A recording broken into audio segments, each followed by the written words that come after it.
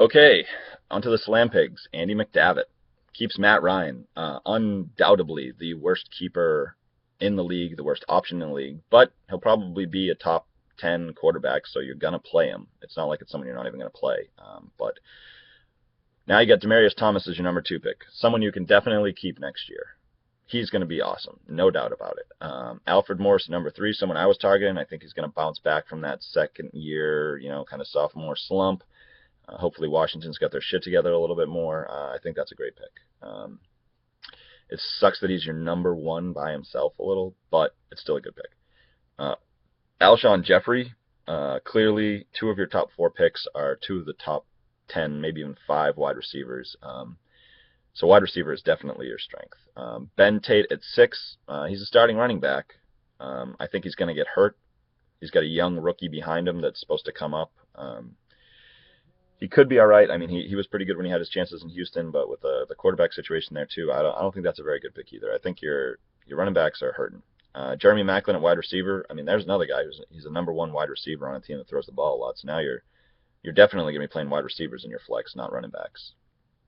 D'Angelo Williams out of Carolina. If Stewart goes down, he's great. He's a flex play to cover for when one of your three starter wide receivers out, in my opinion. Maybe when Ben Tate goes down, you start using him.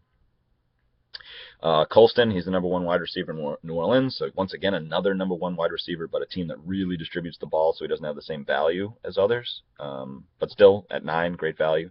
Pierre Thomas in New Orleans, he gets a good amount of the touches, but as I've said over and over, New Orleans, they have so many running backs. They give it to everybody. So it's hard to have like a tried and true running back there. Danny Amendola in 11, I think is great value.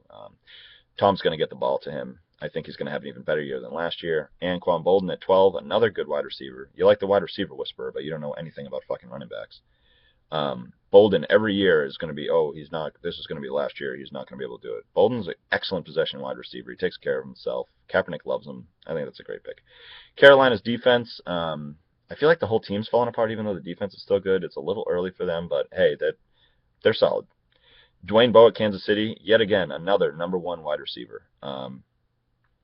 I like Kansas City. I think Bo's going to step it up a little bit more. Hopefully they can be better passing than they have been rushing. But that's another great pick. Tavon Austin in St. Louis, a borderline number one wide receiver. It's a little tricky down there, but with no quarterback, he's really going to need to do it himself, I think. But hey, it's a good risky pick. Why not? Wide receivers everywhere, right?